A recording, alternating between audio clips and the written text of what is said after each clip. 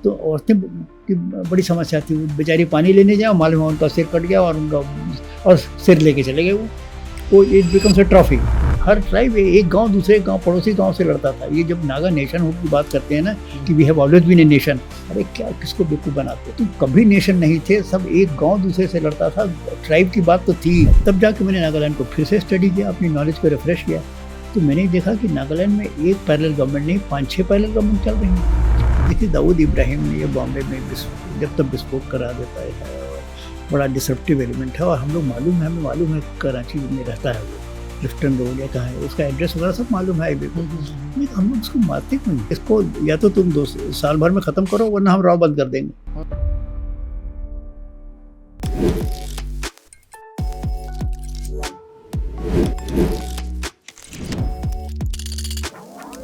Sir without wasting any time, sir अचानक से आप नागालैंड क्यों चले गए थे? देखिए नागालैंड मेरी पोस्टिंग में इंटेलिजेंस ब्यूरो से हुई थी, क्योंकि मैं ऐसे आईपीएस में आने के बाद मुझे उत्तर प्रदेश का ऑर्डर अलॉट हुआ था। ठीक है। और उस साल आईपीएस में मैंने टॉप किया था।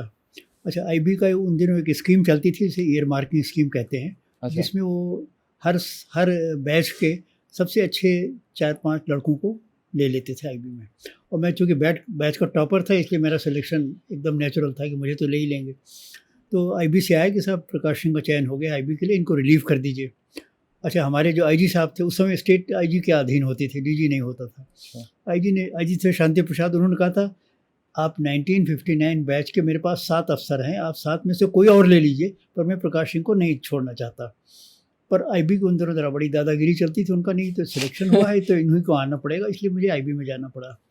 और आईबी में मुझे साल भर हुआ था। उसके बाद नागालैंड में हालात बिगड़ रहे थे और उनको ये महसूस हुआ कि एक डायरेक्ट आईपीएस ऑफिसर को वहाँ जाने की ज़रूरत है एज असिस्टेंट डायरेक्टर, तो मुझे वहाँ पे भेज देगा, क्योंकि उस समय इंसर्जेंसी धीरे धीरे ज़ोर पकड़ रही थी और ये था कि इंटेलिजेंस ब्यूरो के काम में थोड़ा सा और ज़्यादा सुपरविजन की ज़रूरत है, तो एक डायरेक्ट आईपीएस ऑफिसर जाए तो वहाँ अच्छा होगा, इसलिए मेरी वहाँ पोस्टिंग हो गई। शुरू में ही मेरी पोस्टिंग हो गई। अभी तो ये 1963 की बात है, मतलब अभी 3-4 साल ट्रेनिंग को मिलाते हुए 4 साल की सर्विस हुई थी। ठीक है सर। और मेरी पोस्टिंग नागालैंड में हो गई। अब हम लोग के लिए नागालैंड एकदम अनजान जगह थी, कुछ पता नहीं कहाँ जा रहे हैं। उस समय तो नागालैंड के बारे में लोगों को ज़्यादा जानकारी भी नहीं थी। हमारे बच्चे छोटे-छोटे थे, एक को मैंने गोदी में लिया, दूसरे को मेरी पत्नी ने गोदी में लिया और हम लोग चले गए, पता नहीं कहाँ जाना है। तो इस तरह हमारी नागालैंड पोस्टिंग हो गई। शुरू में तो बहुत ये था कि भाई कहाँ जा रहे हैं, कहाँ कैसी क्या वर्किंग कंडीशंस होगी, पर धीरे-धीरे हम लोग की आदत है, मतलब 5-6 महीने बाद तो फिर आनंद आने लगा, इतनी बड़ी अच्छी जगह है, यहाँ के लोग बड़े अच्छे हैं। नागा ऐसे दिखे, ठीक है, भारत के विरुद्ध विद्रोह ज़रूर कर रहे थे, पर एकदम पीक पे था क्या? हाँ, एकदम पीक पे था उस समय। तो मतलब रात को हम लोग सोते थे घर में, तो वहाँ गोली चलने की आवाज़ रोज़ वो नॉर्मल हो गया था, कहीं ना कहीं गोली चल ही रही होगी। और पहाड़ी क्षेत्र था तो गोली कहीं दूर भी चले तो उसके इको सुनाई पड़ता था। तो असल में पर यह है कि नागा आदमी और मतलब नागा जो आदमी था वो आमतौर पे मतलब ठीक है, विद्रोह ज़रूर कर रहा था, पर मतलब आपको बहुत सम्मान भी देता था, और अगर आप ठीक उसको लगा कि ठीक आदमी है तो बहुत इज़्ज़त देता था। और मैं 4 साल रहा वहाँ, क्योंकि वहाँ ऐसी जगहों में जब चले जाओ ना तो कोई जल्दी आने को तो तैयार होता नहीं। ठीक है। और प्रकाश सिंह जैसा आदमी मिल जाए तो उनको ये है कि प्रकाश सिंह ये तो कभी नहीं कहेंगे कि मुझे डर लग रहा है, या ये कभी नहीं कहेंगे कि मुझे अब मेरा टाइम हो गया। भाई आपको मालूम है मेरा टाइम हो गया, आपको बुलाना हो बुलाइए, नहीं तो ठीक है मैं काम करता रहूँ। इस तरह 2 साल हो गए, 3 साल हो गए, 4 साल हो गए। उसके बाद 4 साल में रहा, और इस 4 साल की अवधि में उस चारों साल मतलब इंटेल में ही थे? हाँ, आईबी में ही थे। तो उन दिनों कोहिमा में 3 ज़िले होते थे, कोहिमा, मोकोकचुंग और तुएनसांग। अच्छा। तीनों ज़िले से मुझे ऑफ़र था कि सर आप यहाँ ज़मीन ले लीजिए, हम आपको फ्री में ज़मीन प्लॉट देंगे, आप यहीं बस जाइए। हमने कहा भाई अभी तो मेरी नौकरी भी ऐसा क्या कारण, मतलब लोकल्स बहुत प्यार करने लगे? मतलब आदमी जो मेरे संपर्क में आता था वो मुझे मानता था। और पर यह है कि धीरे-धीरे जब नागाओं को पता चला कि ये आदमी बहुत सारी डेंजरस मिशंस में लगा हुआ है और जो हम लोगों को ख़त्म कर देगा। अच्छा। जब उनको ये एहसास हुआ तो फिर उन्होंने एक एहज़ा निकाला। एहज़ा मतलब एक आदेश होता है। हाँ। जिसमें ये था कि भाई इस आदमी ने हमारे चाइना से जो ट्रेनिंग लेकर आया, असैसिनेशन अटेम्प्ट की बात कर रहे हैं? हाँ, चाइना से जो ट्रेनिंग लेकर जो गैंग आया था 350 का, उस पे हमला इंडियन आर्मी से कराने में प्रकाश सिंह का हाथ था। इन्होंने उसके बारे में ये थोड़ी कहानी एक बार हाँ, ये कहानी तो मैं कई बार सुना चुका हूँ, पर हाँ। आज फिर सुना देता हूँ। हाँ। ये बात है करीब 1968 की बात है। जी। देखिए, उन दिनों पहले तो नागा विद्रोही जो थे वो ईस्ट पाकिस्तान जाते थे। उन दिनों अभी बांग्लादेश अभी नहीं बना था। अच्छा। ईस्ट पाकिस्तान जाते थे ट्रेनिंग के लिए, हथियार के लिए, रसद के लिए, गोला बारूद के लिए, एम्यूनिशन के लिए जाते थे। धीरे-धीरे जब कई गैंग पाकिस्तान गए तो फिर भारत सरकार ने पाकिस्तान जाने के जो रास्ते थे उस पे रोक लगा दी। जगह-जगह सिक्योरिटी फोर्सेस ऐसी जगह लगा दिया स्ट्रेटेजिक प्लेसेस पे कि उनका पाकिस्तान जाना मुश्किल हो गया। तो अब इनको ये था कि भई कहीं और ढूँढो, तो फिर उन्होंने सोचा अब चीन का रास्ता निकाला। चीन का रास्ता आसान इस मायने में था कि आप नागालैंड की बॉर्डर पार करिए और उसके बाद आप बर्मा में पहुँच गए। सीधा उस समय बर्मा। बर्मा कहते थे, हाँ। म्यांमार जो अब हो गया। हाँ। बर्मा से फिर बर्मा के जंगलों से होते वो यूनान प्रोविंस पहुँच गए। तो यूनान प्रोविंस पहुँच गए थे, वहाँ करीब 7-8 महीने रहे, पूरी ट्रेनिंग हुई, उनका इंडोक्ट्रिनेशन हुआ, सब डायरी वगैरह मेंटेन की, उनको चाइनीज़ हथियार मिले, वो सब पूरे हथियारों से लैस होकर 350 नागा विद्रोहियों का गैंग हिंदुस्तान में आया। अब आया तो हम लोग को ये खबर थी कि आ रहा है, पर बॉर्डर से फिर हम सिक्योरिटी फोर्सेस ने सब जगह लगा भी रखा था कि इंटरसेप्शन की, पर उन्होंने देखा कि भाई तो सिक्योरिटी फोर्सेस से टक्कर हो जाएगी, तो उन्होंने क्या कहा कि 4 आदमी इधर से निकल जाओ, 10 आदमी उधर से निकल जाओ, 5 आदमी इधर, इस तरह करके अंधेरे में सब अपना बॉर्डर सब पार हो गए। और फिर ये था कहाँ जाके एकत्र होंगे, ये एक जगह सीक्रेट हाइड आउट था, वहाँ पे जाके एकत्रित हो गए। अब भारत सरकार के सामने ये असमंजस था कि गैंग तो आ गया हमारा, ये खबर तो है कि गैंग आ गया, परंतु गैंग कहाँ गया इसका कोई पता ही नहीं चल रहा है। तो उन्होंने फिर जीओसी 8 माउंटेन डिवीज़न से कहा कि भई इसको गैंग पे आप हमला करिए। उनका कहाँ हमला, पहले मालूम तो हो कहाँ है। तो उन्होंने मुझे बुलाया। मैंने कहा सर मालूम तो मुझे भी नहीं है, पर मुझे 1 महीने का टाइम दीजिए, मैं पता करता हूँ। तो मैंने पता कर लिया, धीरे-धीरे जब सोर्सेज़ डिप्लॉय किए, मालूम हुआ कि फलाँ जगह पे ये सीक्रेट हाइड आउट में ये पड़े हैं। फिर मैंने उस आदमी से बात की और कहा कि भाई हमें कुछ गाइड्स दो, आर्मी कॉलम्स जाएँगे। तो ये हमारी जीओसी 8 माउंटेन डिवीज़न की बैठक हुई और उनके और सहयोगी अधिकारी थे, उन लोगों के साथ बैठक हुई। पूरे हमले की पूरी योजना बनी और पूरे एक ब्रिगेड फ़ौज लगी क्योंकि 400 आदमी थे और पूरे चाइनीज़ हथियारों से लैस थे। Highly trained. हाँ, highly trained, equipped, motivated. Okay. और ये था कि जहाँ ये लोग ठहरे हुए हैं उसके चारों तरफ रात को घेरा डाल दो। घेरा डालने में काफ़ी फ़ोर्स चाहिए थे, तो एक ब्रिगेड करीब फ़ोर्स लगी। करीब 4 बजे सवेरे का टाइम रहा होगा, कोई नागा विद्रोही कैंप से निकला बाहर, अब शायद किस कॉल ऑफ नेचर अटेंड करने के लिए या कैसे निकला, और उसको कुछ लगा कि यहाँ तो आदमियों का मूवमेंट हो रहा है। उसको शक हो गया कि ये तो हम लोग को घेरा जा रहा है, समझ। उसने जाके सबको अलर्ट किया और ये लोग तैयार होके तुरंत, ये होगा अब कहीं से निकलना है। तो उन लोगों ने अपना कुछ असेसमेंट किया और उनको लगा कि इस क्षेत्र में अभी फ़ोर्स कम है या कमज़ोर है, वहाँ से वो चीरते हुए निकल गए। तो एक कंपनी कमांडर थे मेजर विश्वास, वो तो कंपनी कमांडर मारे गए और उस कंपनी के काफ़ी लोग हताहत हुए और मारे भी गए। कितने मारे गए, हताहत हुए, ये तो इसकी एग्जैक्ट फिगर भारत सरकार ने कभी नहीं दी, पर दूसरे दिन हम लोगों ने देखा कि हेलीकॉप्टर से डेड बॉडीज़ इवैक्यूएट की जा रही है, इसलिए मतलब काफ़ी हमारे जवान भी मारे गए।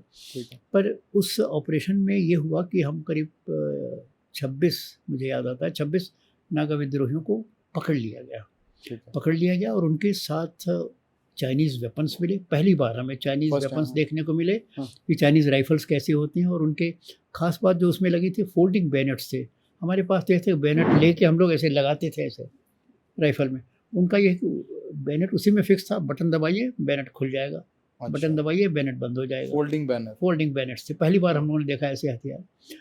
तो भारत सरकार को मतलब मिलिटरीली वो ऑपरेशन बहुत सक्सेसफुल नहीं रहा, पर मतलब पॉलिटिकली बहुत सक्सेसफुल रहा, क्योंकि हमारे पास अकाट्य प्रमाण मिला कि चाइना इन्वॉल्वमेंट अब हो गया, इसमें इन्वॉल्व है, इन लोगों को हथियार दे रहा है। और हमें डायरी मिली जो उन्होंने चीन में लिखी थी, वो सब डायरी क्या और ये कौन सा ईयर कौन सा था सर? ये था 1968। मतलब 62 के बाद इंसर्जेंसी में चाइना घुसा या इंडिपेंडेंस के बाद से ही?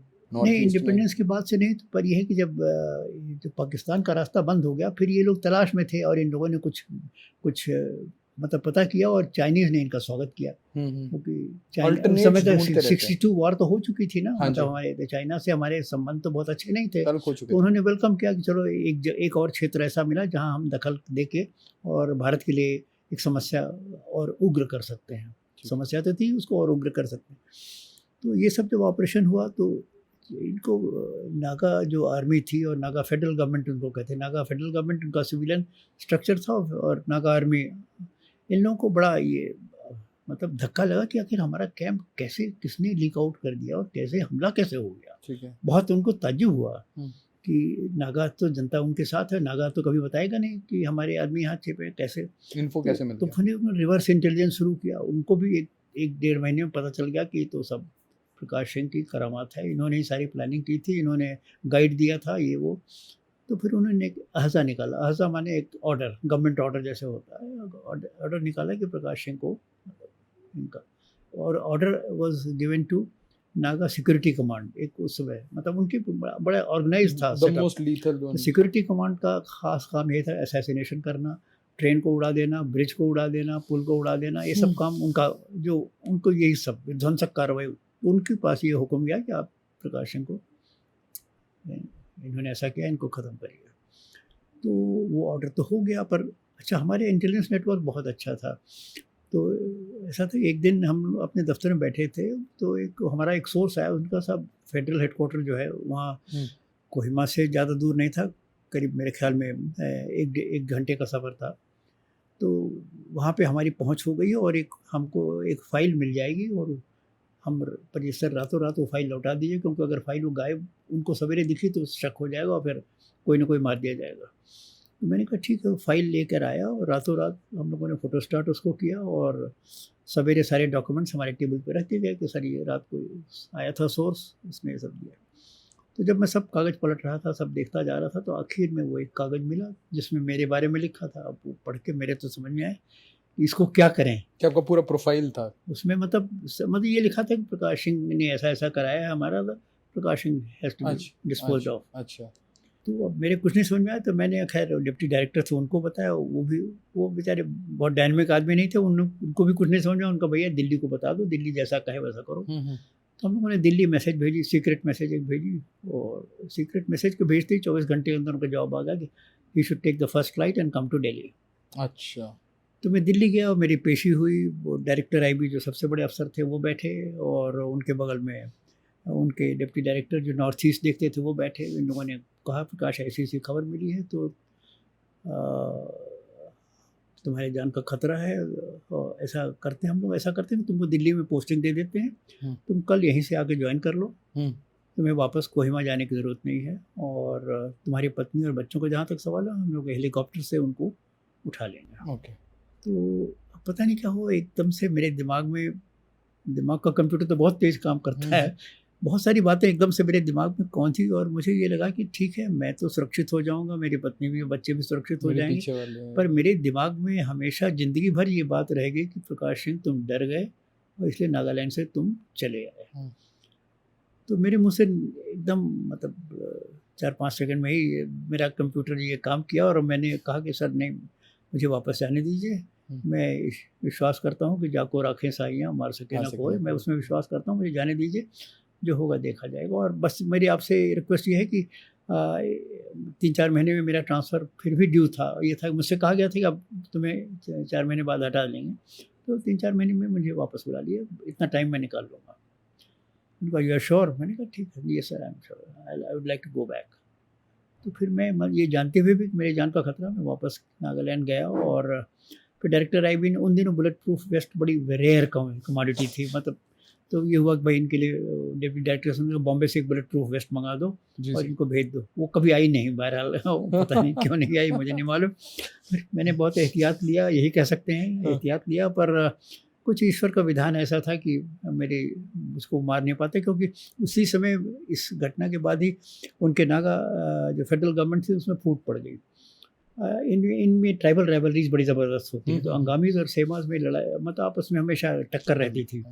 तो सेमाज ने एक अलग फूट पड़ गए, और उन्होंने एक रेवोल्यूशनरी गवर्नमेंट ऑफ नागालैंड का गठन किया, और फेडरल हेडक्वार्टर जहाँ से ये फाइलें उठाई गई थी उसको उन्होंने रैंसैक कर लिया। अच्छा। तो मतलब हथियार भी लूट ले गए, पैसे भी लूट ले गए, वो कागज़ भी उठा ले गए। तो मतलब जिन लोगों ने हमारी हत्या की योजना बनाई थी, दे वर इन कंप्लीट डिसअरे। उनको अब ये था कि भाई हमारा तो सब हमारा स्ट्रक्चर टूट रहा है। इसमें आप इन्वॉल्व थे? नहीं, इसमें मैं नहीं इन्वॉल्व थे, कि अपने आप हो रहा था, ईश्वर का विधान था, हो रहा था। तो मैं समझता हूँ इस वजह से उनका ध्यान कुछ इधर उधर बट गया, क्या हुआ जैसे भी हो, पर ये ज़रूर था कि वो मेरे तलाश में थे, क्योंकि एक आध बार इंक्वायरी आई थी कि साहब सिंह साहब कहाँ हैं, आजकल दिखते नहीं।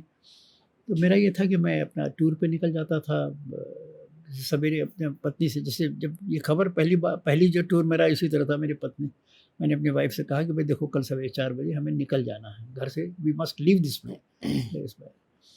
उन दिनों तो देखिए ज़्यादा अच्छी सुविधाएं नहीं थी। जीप थी तो उसमें ट्रेलर, मैंने कहा ट्रेलर लगा दो, ट्रेलर में सामान बांध देना और जीप में हम लोग बैठ जाएंगे और सूरज निकलने के पहले हम लोग we will leave Kohima, Nagaland में ही रहेंगे, अपना टूर करते रहेंगे, इधर से उधर जाते रहेंगे, किसी को पता नहीं। और ये था कि हम अपना टूर प्रोग्राम हमने इशू नहीं किया।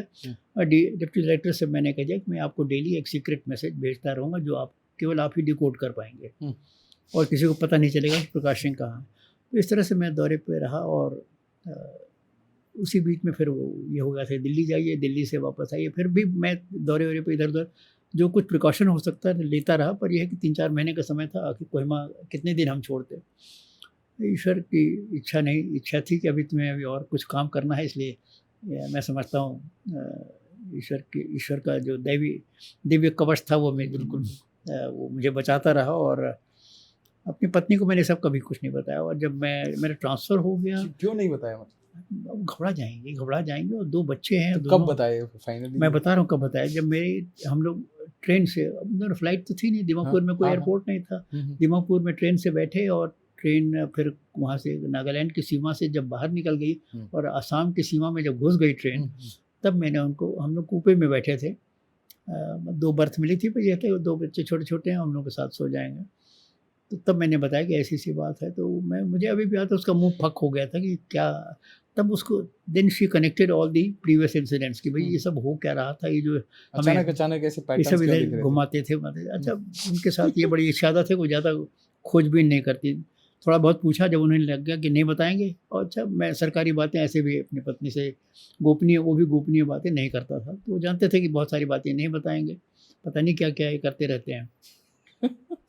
तो तब उनको पहली बार ये मालूम हुआ। और फिर खैर अब तो हम लोग वापस नागालैंड से बाहर आ गए थे, तो उन्होंने भी चैन की सांस ली। और सर ये जो आपका IB में एंट्री थी, तो बहुत ज़्यादा सर इसके ऊपर मूवी बनती है, किताबें होती हैं, मतलब क्या, मतलब दुनिया कैसी है? और उस टाइम की दुनिया, मतलब 1960s की बात कर रहे हैं हम, तो उस टाइम में इंटेलिजेंस कैसे ऑपरेट करती थी?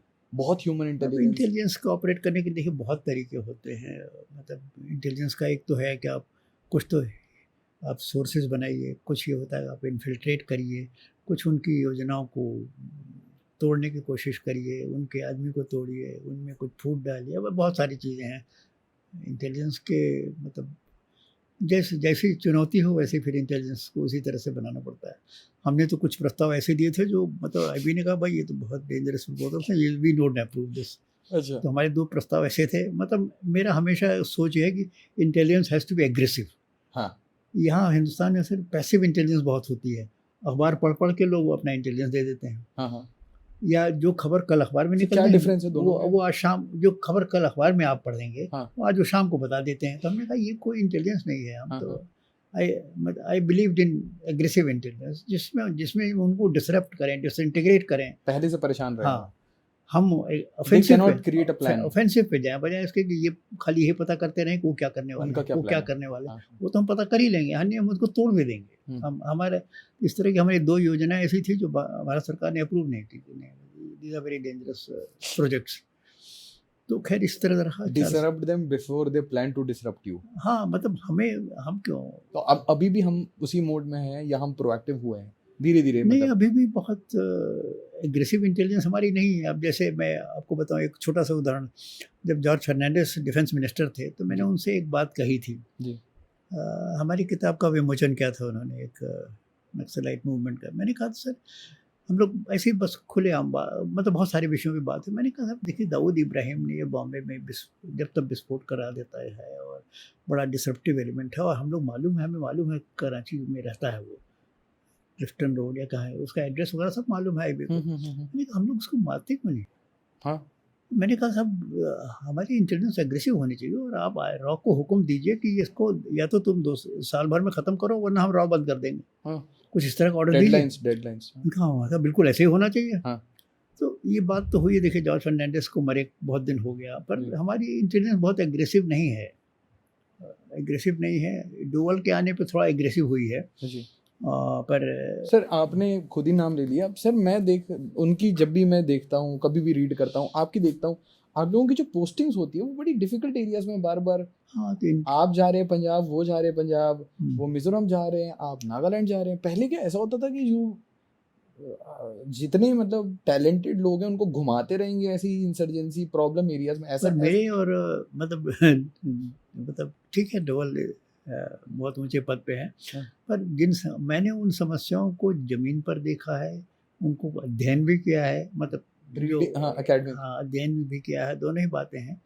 मतलब नागालैंड की समस्या, असम की समस्या, पंजाब की समस्या, कश्मीर की समस्या, यूपी की समस्या, और थोड़ा हद तक रिटायरमेंट के बाद आंध्रा और हरियाणा की समस्या भी रिटायरमेंट के बाद।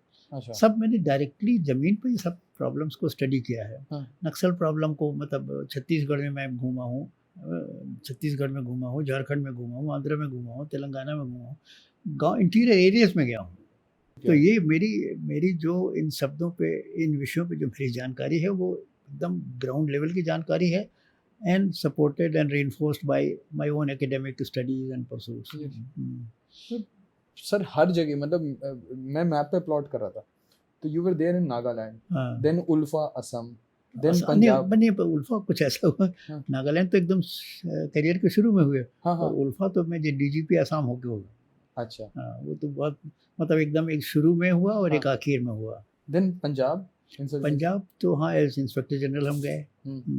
Then you went into BSF also, border security. फिर कश्मीर, जिन दिनों मैं डीजी बीएसएफ था उन दिनों कश्मीर में देखे जितने इंटरनल सिक्योरिटी ऑपरेशंस थे वो सारे बीएसएफ कर रहा था। अच्छा। आज की तरह नहीं, आज तो अब सीआरपी आ गई है, तो उस समय सारे जो अर्बन एरियाज हैं, सारे अर्बन एरियाज में बीएसएफ इंटरनल सिक्योरिटी ड्यूटी देती थी, और बॉर्डर एरिया या जो रूरल एरियाज हैं उन पे इंडियन आर्मी थी। उन दिनों सीआरपी वगैरह पहले कुछ नहीं थी। तो हमारी मतलब Kashmir was our main problem, it was handled by the BSF, the most important problem. हाँ। अच्छा, बाद में हुआ क्या, कैसे बीएसएफ हटी, उसका बैकग्राउंड आपको बता दें। ये कारगिल में जब लड़ाई हुई उसके बाद टास्क, एक बार में पहले थोड़ा आप नॉर्थ ईस्ट को पहले हम एक बार, ठीक, क्योंकि सर नॉर्थ ईस्ट में बड़ी सारी इश्यूज हैं जो आजकल बच्चे मैसेज में लिखते हैं। अब जैसे सर एक मणिपुर का है, मिजोरम का है, एक म्यांमार में चिन स्टेट है, यहाँ पे बड़ी सारी मतलब स्टेटमेंट्स हैं। जैसे शेख हसीना का एक स्टेटमेंट कि कोई गोरे कुछ नई कंट्री बनाना चाहते हैं, क्रिश्चियन कंट्री बनाना चाहते हैं, अरक्कन आर्मी, चिन रेबल्स, मिजोरम, मणिपुर बर्निंग, क्या चल रहा है सर इस रीजन में? देखिए, ये नॉर्थ ईस्ट की समस्या बहुत कॉम्प्लेक्स है और उसको समझाने में घंटा लग जाएगा, पर मैं जो उसमें मेन ट्रेंड्स हैं वो समझा दूँ। हाँ। देखिए, हमारी समस्या इस समय नॉर्थ ईस्ट में, नागालैंड में और मणिपुर में, 2 स्टेट में ख़ास तौर से है। पूरे नॉर्थ ईस्ट में? हाँ, ये 2 हमारी स्टेट मोर और लेस, बाकी सब स्टेबल है? बाकी सब मोर और लेस स्टेबलाइज हो गई हैं, पर ये समस्या 2 स्टेट अभी भी हमारे लिए सिर दर्द बने हुए हैं। नागालैंड में ऐसे 1997 से तो सीज़ फायर चल रही है, सस्पेंशन ऑफ ऑपरेशन सही शब्द है, पर लोग लूजली उसको सीज़ फायर बोलते हैं। अच्छा, 2015 में फ्रेमवर्क एग्रीमेंट हुआ, और फ्रेमवर्क एग्रीमेंट के बाद ये था कि अब ये फ्रेमवर्क बन गया, अब डिटेल्स इसी फ्रेम के अंदर हम डिटेल्स बना देंगे। पर कुछ दुर्भाग्य ऐसा हुआ कि फ्रेम तो बन गया और तस्वीर नहीं बन पाई पूरा, उसके डिटेल्स मतलब उसकी सहमति नहीं हो पाई, और क्योंकि जो NSCN का जो आइजैक मुइवा ग्रुप है, ये 2 बातों पे ऐसे इंसिस्ट कर रहा है जिसपे हम सहमत नहीं हैं। एक तो कहते हैं हमारा अलग कॉन्स्टिट्यूशन होना चाहिए, दूसरे कहते हैं हमारा अलग झंडा होना चाहिए, और तीसरे, हालांकि अब इसको अब ज़्यादा नहीं कहते हैं, ग्रेटर नागालैंड होना चाहिए जिसमें जितने नागा इनहेबिटेड एरियाज हैं, मतलब मणिपुर में जो नॉर्दर्न सब डिविजन्स है, सबको जोड़ के जैसे माओ सब डिविजन है, टेमिंगलोंग है, ये सब हमारे नागालैंड में मिला दीजिए। और असम का भी जो नागा इनहेबिटेड एरिया है, अरुणाचल का खास तौर से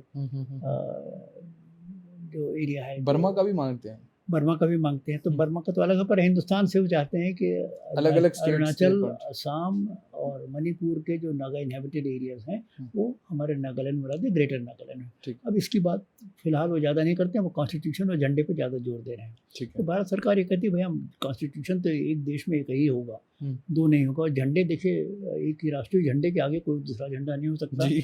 अब ऐसे पंडों की तरह आप झंडा लगाना चाहिए, जैसे पंडे इलाहाबाद में लगाते हैं, तो वैसे आप झंडा कोई लगाना चाहिए लगा लीजिए, हाँ। पर आपका कोई स्टेट का फ्लैग नहीं होगा। जैसे JNK का था वो भी अब हाँ, हटा दिया गया। हाँ। हाँ। तो स्टेट का कोई फ्लैग नहीं होगा। तो इन दोनों बातों पे भारत सरकार अड़ी हुई है। और ग्रेटर नागालैंड तो एक बार भारत सरकार ने गलती की कि शायद ग्रेटर नागालैंड की तरफ थोड़ा झुकाव हुआ। उस समय बीजेपी की सरकार थी, इन्होंने जो एक एग्रीमेंट किया नागाओं से, वो कह दिया कि ये जो सस्पेंशन ऑफ ऑपरेशंस है ये नागा इनहेबिटेड एरियाज़ में भी लागू होगा। अच्छा। इस पे मणिपुर में बड़ी उत्तेजना हुई। उन्होंने कहा कि नागा इनहेबिटेड एरियाज़ में सस्पेंशन ऑफ ऑपरेशंस आज ये लागू कर रहे हैं, कल को ये कहेंगे नागा इनहेबिटेड एरियाज से एक ग्रेटर साथ नागालैंड में दे दो। हाँ, तो नागालैंड में बहुत विद्रोह हुआ, बहुत उग्र प्रदर्शन हुआ, सेक्रेटेरिएट को जला दिया उन्होंने, करीब पुलिस को गोली चलानी पड़ी, 13-14 आदमी उसमें मारे गए। तो उस समय फिर भारत सरकार को अपनी गलती समझ में आई, उन्होंने तुरंत कह दिया कि नहीं, नागा केवल नागालैंड तक सस्पेंशन ऑफ ऑपरेशंस होगा। तो खैर वो गलती करके फिर पीछे हट गए थे। तो इस बात पे नागालैंड में ये समस्या बनी हुई है। अच्छा, ये समस्या तो अपनी जगह है। हमें जो भारत सरकार से जो हमारी निराशा ये होती है कि सस्पेंशन ऑफ ऑपरेशंस एग्रीमेंट को जिस तरह से इन्फोर्स करना चाहिए वो नहीं इन्फोर्स कर रहे। सस्पेंशन ऑफ आराम ऑपरेशन से सबके पास gun. Suspension of operations agreement के अंतर्गत आप भर्ती नहीं करना, आपको भर्ती नहीं करना चाहिए, आपको पैसे का उगाही नहीं करना चाहिए, आप ट्रक से। हाँ, ये सब काम कर रहे हैं। ये पैसे पैरेलल गवर्नमेंट चल रही है, जो मैं रीड करता हूँ न्यूज़। पैरेलल गवर्नमेंट ही चल रही है। मैं तो उसे पैरेलल गवर्नमेंट जानता था, पर अभी मैं 2 साल पहले नागालैंड गया। रवि साहब थे, इन्होंने मुझे बुलाया, स्टेट गेस्ट बुलाया कि स्टेट का इनॉग्रेशन फंक्शन होता है ना, वो 1 दिसंबर को, तो आप भी आइए देखिए। ओके, तो बहुत रवि मुझे बहुत मानते थे, ये लोग मेरे जूनियर थे IB में, तो बाद में गवर्नर बन गए। तो बहुत मानते थे, रिस्पेक्ट करते थे, उन्होंने बुलाया। तब जाके मैंने नागालैंड को फिर से स्टडी किया, अपनी नॉलेज को रिफ्रेश किया, तो मैंने देखा कि नागालैंड में एक पैरेलल गवर्नमेंट नहीं, 5-6 पैरेलल गवर्नमेंट चल रही हैं। फिर मुझे किसी आदमी ने एक लेख दिया जो चुबातोशी जमीर का लिखा हुआ था, जो पहले कभी चीफ मिनिस्टर थे, कि 5-6 पैरेलल गवर्नमेंट से नागा जनता त्रस्त है। आज एक विद्रोही संगठन का आदमी पैसे मांगता है, कल दूसरे आदमी का पैसे मांगता है, कहते हैं पैसा देते देते जनता परेशान है, भाई किसको किसको पैसे दें। सब कहते हैं कि हम हमारी गवर्नमेंट चल रही, हमारी गवर्नमेंट चल रही, गवर्नमेंट। अच्छा, तो भारत सरकार ये सब जो अराजकता है, पैसे की उगाही की है, भर्ती की है, हथियार भर्ती मतलब रिक्रूटमेंट इन नागा आर्मी। अच्छा भाई, हमारी उनकी तो how strong is this army? देखिए, अब इस समय तो कई साल से लड़ाई नहीं लड़े हैं, तो ये लोग भी आराम तलब हो गए हैं। अच्छा। पर कल को जंगल में जाना पड़े और लड़ना पड़े तो क्या फिर भी लड़ सकते हैं कि नहीं, इस पर एक सवाल तो जरूर खड़ा हो गया है। पर कोई ठिकाना नहीं भाई, उनके खून में अगर लड़ना है तो 1 महीने में थोड़ा दिक्कत होगी, फिर लड़ सकते हैं शायद जी। तो नागा जो भी उनका विद्रोही संगठन है, उसमें भी एक फौज है। अब जैसे नक्सल्स की पीपुल्स लिबरेशन गुरिल्ला आर्मी है, तो इनकी ये जो आर्मी है उसमें वो भर्ती करते रहते हैं, तो उनकी मतलब भर्ती भी हो रही है, रिक्रूटमेंट भी चल रहा है। हाँ, उनका एक्सटॉर्शन भी, पाउडर का गेम एक्सटॉर्शन भी चल रहा है, और हथियार वगैरह भी कहीं से मिल सकता है। देखिए, हथियार जो हर दिन मैं न्यूज़ में पढ़ रहा हूँ, तो पाउडर बहुत सर पकड़ा जा रहा है। नहीं, वो एक्सप्लोसिव्स वगैरह तो देते हैं। ये दूसरी बहुत ये जो आपत्तिजनक काम कर रहे हैं, जितने नॉर्थ ईस्ट में और विद्रोही संगठन हैं, उनको हथियार की जरूरत जो होती है उसकी आपूर्ति ये लोग करते हैं। अच्छा। ये तो कहीं से बाहर से मांगे, बैंकॉक से मंगा लिया इन्होंने, चाइना से मंगा लिया, कहीं और से मंगा लिया। आपने 1000 राइफल मंगा दिया, अच्छा तुमको 50 राइफल तुम ले लो, 50 तुम ले लो, 40 तुम ले लो, 30 तुम ले लो, और जितने दाम में खरीदा उसका दुगने दाम में उनको बेच दिया, उनका फायदा भी हो गया। ये बैंकॉक में बहुत बड़ा मार्केट है। आपको अगर हथियार चाहिए विदेशी, तो वहाँ मतलब कहा जाता है कि दलाल हैं, आप दलालों से संपर्क करिए, वो फिर कहीं ना कहीं से चाइना से मंगाएंगे, कहाँ से मंगाएंगे, कहीं ना कहीं से। और चाइना में, यूनान में एक फैक्ट्री ऐसी है जो लोग कहते हैं कि वो हथियार इसीलिए बनाते हैं इंसर्जेंट ग्रुप्स को देने के लिए। उसमें कोई चाइना का उसमें मार्किंग वर्किंग नहीं होगी, वो इस तरह के हथियार बनाते हैं और फिर विद्रोही संगठनों को, नॉर्दर्न म्यांमार में संगठन जो बहुत सारे काम कर रहे हैं उनमें देते हैं, और फिर वहाँ से हथियार, मतलब हथियारों का बहुत बड़ा व्यापार उधर नॉर्थ ईस्ट में, नॉर्थ ईस्ट जो मतलब हिंदुस्तान के बाहर जो लगा हुआ क्षेत्र, उसमें भी चलता रहता है और विद्रोही संगठन वहाँ से हथियार खरीदते रहते तो फिर बॉर्डर क्यों नहीं क्लोज करते? हैं। बॉर्डर तो देखिए खुला बॉर्डर है, ओपन बॉर्डर ओपन बॉर्डर ही नहीं है। 16 किलोमीटर तक आप हेड लोड लेके जा सकते हैं, आराम से आप move सिर कर पे जितना भी सामान लेके जा सकते हैं। हाँ। ये ट्राइब, वो ये कहते हैं कि साहब जो ट्राइब उधर Custom है है। वो ट्राइब इधर है, हाँ। हमारा इनका मेल जोल है, आना जाना है। तो ये तो एक आर्टिफिशियल बाउंड्री ब्रिटिश सरकार खींच गई है, जी। पर इन लोगों को आना जाना है, इनके हम एथनिक कॉन्टेक्ट कैसे बंद कर दें? तो ये लोग हेड लोड पे जितना सामान सिर पे रख सकते हैं उतना ये 16 किलोमीटर की गहराई तक ले जा सकते हैं। पर अब ये समस्या बढ़ती जा रही है, तो अब होम मिनिस्ट्री ने तय किया है कि नहीं, हम इसको फेंस करेंगे। और फेंसिंग का सबसे बड़ा विरोध कौन कर रहा है? नागाज कर रहे हैं, क्योंकि फिर उनके धंधे बंद हो जाएंगे। मीज़ोस किसी और कारण से कर रहे हैं। मीज़ो इसलिए कर रहे हैं क्योंकि उनका चिन्स जो अक्रॉस द बॉर्डर हैं, चिन्स का और मीज़ोस का कहते हैं सेम रेशियल स्टॉक है। कुकी चिन कुकीज कुकी मीज़ो सब कहते हैं एक ही रेशियल स्टॉक है। हाँ। तो जो चिन वहाँ से भागकर इधर आते हैं, भारत के मिज़ोरम में आते हैं, उनको शरण भी दे देते हैं। भारत सरकार ने मना किया है मिज़ोरम से कि आप इनको शरण नहीं दे सकते, 40,000 ऑफिशियली मतलब तो शरण नहीं दे सकते, परंतु वो जितने आते हैं उनको देते जा रहे हैं और उनको फिर खाना पीना भी देते जा रहे हैं।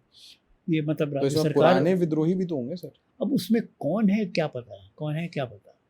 तो इस तरह नॉर्थ ईस्ट की समस्या बड़ी कॉम्प्लेक्स है। फिर भी मिज़ोरम ऐसे शांत है, भारत के प्रति निष्ठा है।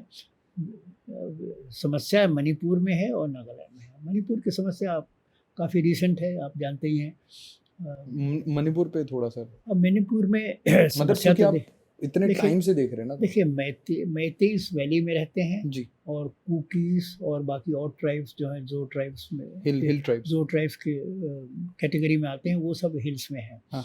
अच्छा, असेंबली में सीट्स ज़्यादातर ये मैतेईस के हैं क्योंकि पॉपुलेशन की है। तो अभी तक तो इनमें कोई ऐसा वो नहीं था, ठीक है, मेल जोल था। पर इधर किन्हीं कारणों से मैं समझता हूँ एडमिनिस्ट्रेटिव फेलियर है या बीरेन सिंह का फेलियर है, जो चीफ मिनिस्टर थे। दोनों में खटपट होने लगी और एक दूसरे के प्रति दुर्भावना होने लगी। और वो दुर्भावना फिर एक उग्र रूप में ये आई, और ये है कि अब हम एक दूसरे के साथ नहीं रह सकते, बल्कि वो कहते हैं कि हमारा एक अलग एडमिनिस्ट्रेटिव डिवीजन बना दीजिए। खैर, मणिपुर को इंटेग्रिटी तो बनाए रखेगी भारत सरकार, पर यह है कि कैसे ये जो आपस में दुर्भावना हो गई, इसको कैसे दूर करें, और मैतेई कैसे कुकी एरिया में, जो एरियाज में कैसे जा सकें और वो लोग कैसे इधर आ सकें, ये बहुत ज़रूरी है। सारे झगड़े की शुरुआत इस बात से हुई कि एक जुडिशियल डायरेक्टिव आया था कि भारत सरकार असल में, और थोड़ा और पीछे जाए, जब भारत स्वतंत्र हुआ तो ये हुआ कि कौन कौन से ट्राइब शेड्यूल ट्राइब बनेंगे। तो मैतेईस बड़े पढ़ी लिखी ट्राइब है। इन्होंने कहा नहीं, हम शेड्यूल ट्राइब क्यों बने भाई, हम पढ़े लिखे हैं, हम बाकी से कम्पीट करें, आत्मसम्मान की बात है जी। ऐसे तो आज के ज़माने में मतलब देख के मुझे हैरत होती है, कभी क्षत्रियों में कुछ लोग खड़े हो जाते हैं, हमें बैकवर्ड करा जाए, क्या बेवकूफ़ी है। अरे पढ़ लिख के आगे बढ़ो, अगर पढ़ लिख के नहीं बढ़ सकते तो जहाँ वो वहीं बैठे रहो। तो मैतेईस ने उस समय अपने गर्व से कहा कि नहीं, हम बैकवर्ड में, हम क्यों शेड्यूल ट्राइब में हम नहीं जाएंगे, हम तो अपना जैसे हैं वैसे रहें।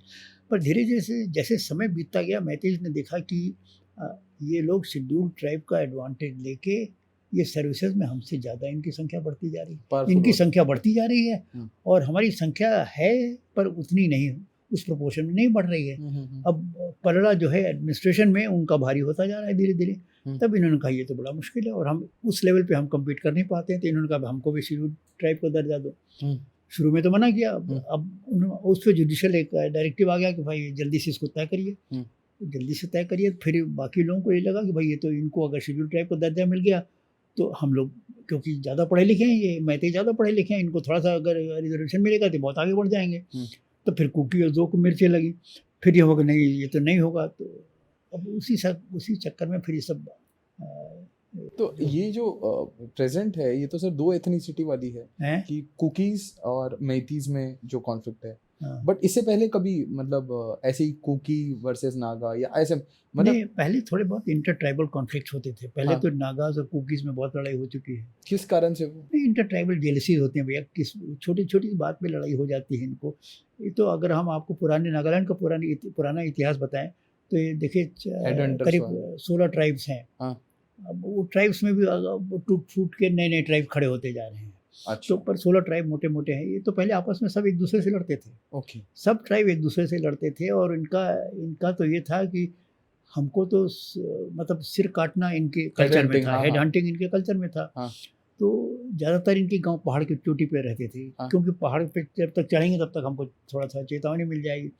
तो ये तो एक गांव दूसरे गांव का सिर काटता था। ये तो अच्छा, औरतों का सिर काटना एक फैशन था। क्यों? औरतों के सिर में बाल बहुत मिल जाते हैं, उस बाल से ही अपने हथियार में डेकोरेशन के तौर पे इस्तेमाल करते हैं। अच्छा। दाव के हैंडल में देखिए बाल लगा होगा, स्पीयर में बाल लगा होगा। तो वो उस तो औरतें की बड़ी समस्या थी। वो बेचारी पानी लेने जाए, मालूम है उनका सिर कट गया और उनका सिर लेके चले गए। वो इट बिकम्स अ ट्रॉफी।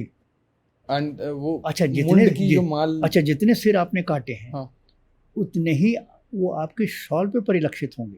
आप शॉल पहन के आप बता सकते हैं कि वो आदमी कितना बहादुर है या कम बहादुर है।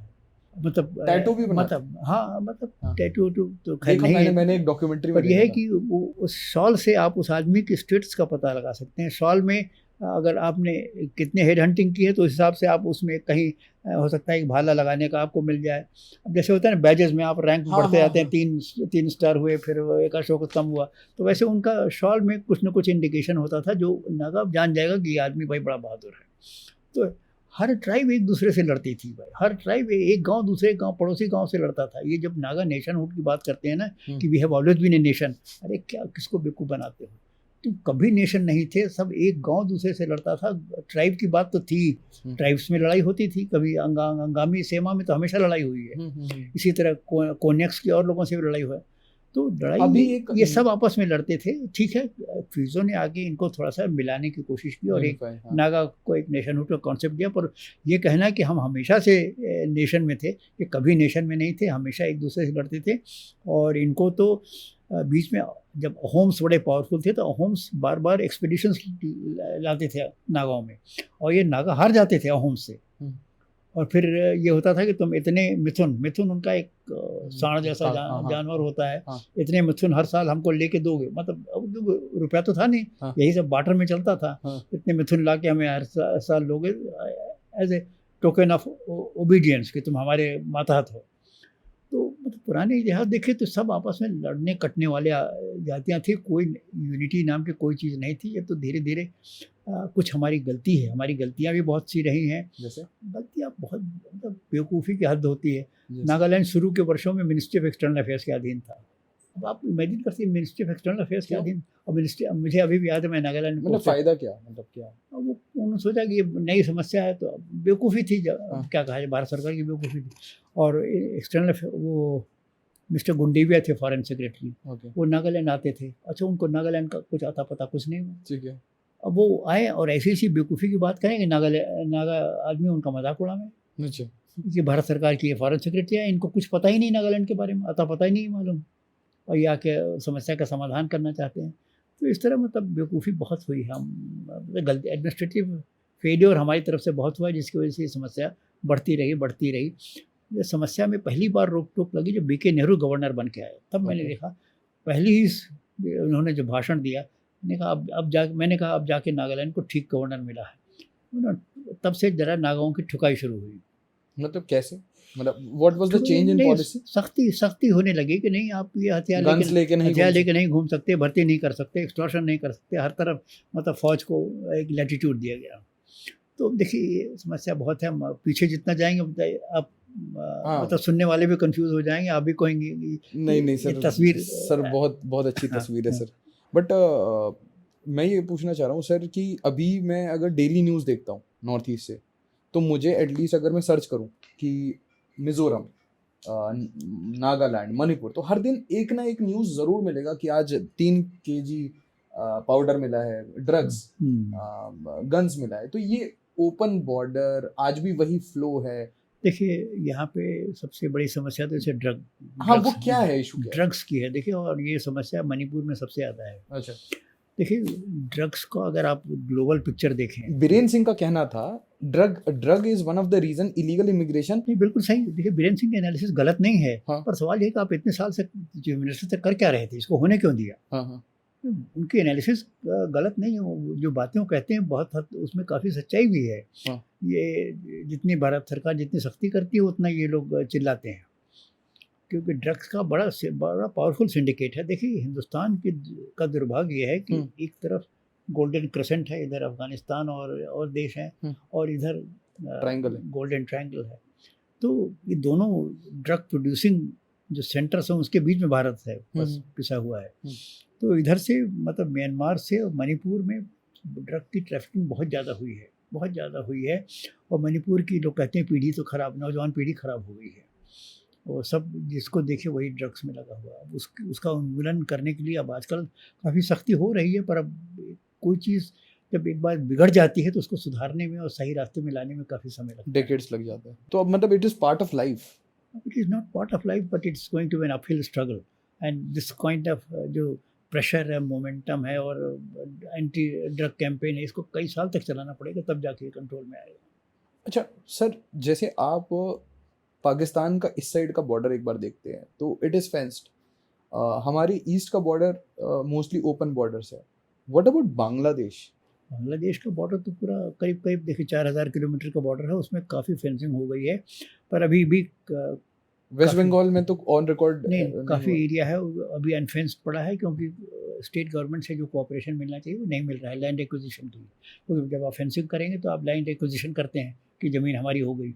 अच्छा, अब भाई ज़मीन तो कितना मतलब एरिया खेती है किसान की, अब मुझे इस समय याद नहीं पड़ा है, 400-500 किलोमीटर शायद अभी भी है जो अनफेंस्ड पड़ा हुआ है। नहीं मतलब कितना एरिया, मतलब ऐसे कितनी चौड़ाई एक्विजिशन करती है सरकार? देखिए एक्विजिशन तो अब देखिए पंजाब में तो ज़्यादा एक्वायर करते थे हम लोग, ठीक है, क्योंकि 150 मीटर अंदर बनाते थे, ठीक है, और उसके बाद फिर उसके लिए ज़मीन एक्वायर करनी पड़ती थी। पर यहाँ पे मतलब बॉर्डर बहुत ही कंजेस्टेड बॉर्डर है, मतलब इतना कंफ्यूजिंग बॉर्डर है कि त्रिपुरा में लोग कहते हैं कुछ घर ऐसे हैं कि उनके आंगन से बॉर्डर जाता है, मतलब आधा घर इंडिया में है, आधा घर बांग्लादेश में है, ऐसे भी घर हैं। अच्छा। आपको मिलेंगे।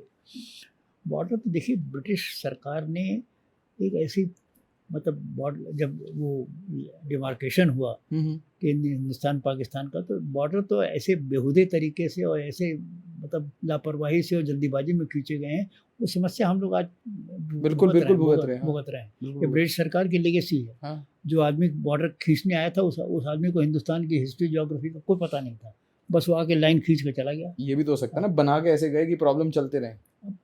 ये भी हो सकता है, ब्रिटिश सरकार ने मतलब it is a legacy of partition, Britishers ने मतलब कितनी समस्याएं हमें दी हैं, अगर उसका बयान किया जाए तो अंत नहीं है। हिंदू मुसलमान में जो भेद हुआ वो उन्होंने उसको हवा दी, पार्टीशन हुआ वो उसको उन्होंने दिया, वे उल्टा सीधा बॉर्डर यहाँ पे खींच के हिंदुस्तान पाकिस्तान खींच गए, उधर अफगानिस्तान की पाकिस्तान की भी अलग लड़ाई है, डूरन लाइन पूरा वो मानते नहीं है। तो समस्याएं बहुत हैं।